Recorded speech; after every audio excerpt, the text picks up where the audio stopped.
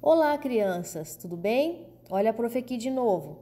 Essa é a nossa terceira aula de língua portuguesa do mês de junho, tá bom? Do terceiro ano C. Vamos trabalhar hoje a página 36 e 37. Na página 36, vamos trabalhar o Eita, prof, enrolou toda a língua. Gênero literário, relato de memórias, tá? O que é isso, pro? Relato de memórias são narrações de experiências pessoais ou coletivas de uma ou mais personagens ou do próprio autor da obra.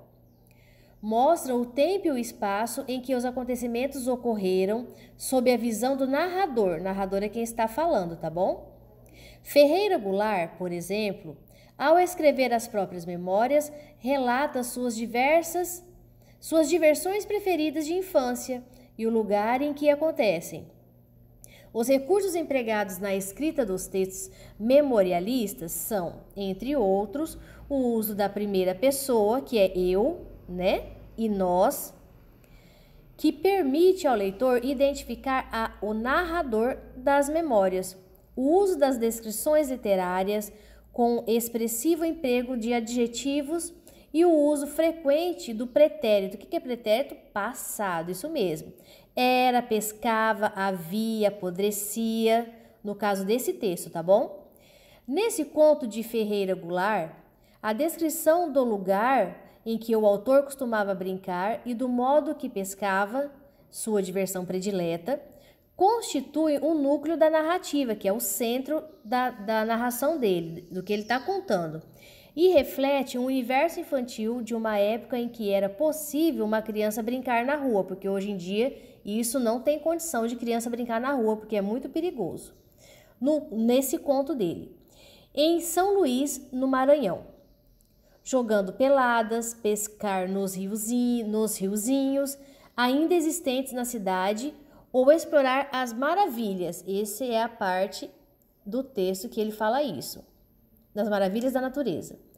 Já na página 37, termine a leitura do texto O Polvo, depois no quadro Tantas Palavras, façam as atividades no próprio livro, tá bom? Vocês vão responder.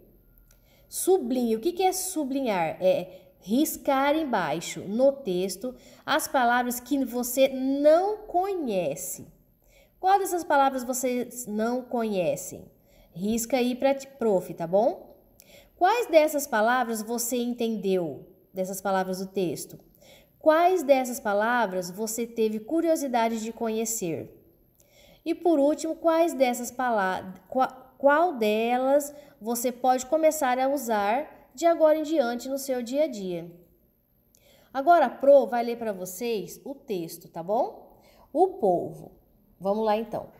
Uma das minhas diversões preferidas quando menino era pescar. Às vezes pescava próximo à oficina da estrada de ferro, no córrego que não tinha mais do que 2 palmos de fundura. Nele havia garrafas, pedaços de canos, onde os peixes-sabão costumavam se esconder. Eu vinha com cautela, segurava o cano, tapando-lhe as 2 extremidades com a mão e o pegava. Pesca mais difícil era arrastar. Camarão. Usava um cofo, que é uma espécie de cesto de palha, que vinha arrastando no fundo d'água, junto à areia, onde os camarões ficavam, e ouvia saltando dentro dele. Junto ao cais estava uma velha draga, enferrujada, que apodrecia, ali tomada de lama e pelos caranguejos. Quando a maré baixava, em volta da draga estava uma poça d'água rasa, que era um pouco mais funda junto à hélice da popa.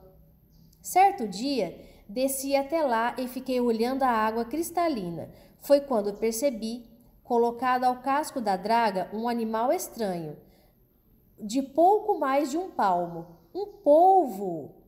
Tentei pegá-lo, mas, num átimo de segundo, ele soltou sua tinta e sumiu na água subitamente escura. Que espertalhão! Até ali, os polvos para mim eram os do cinema, enormes, que com seus tentáculos abraçavam submarinos e navios. Mas aquele polvinho tão pequeno e tão esperto me fascinou, muito mais que os grandes. Como é maravilhosa a natureza! Cria bichos que andam, bichos que voam e os que vivem no fundo do mar. Alguns dá asas, a outros nadadeiras, e o polvo ela fez movido a jato. A natureza deu olhos aos animais para que vejam o mundo e se vejam, mas ao polvo lhe deu uma tinta para turvar a água e não ser visto.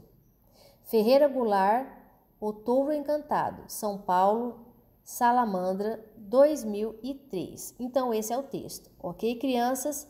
Respondam com atenção e devagar, leiam devagar para poder conseguir fazer, tá bom? Um grande abraço, beijos, até a próxima.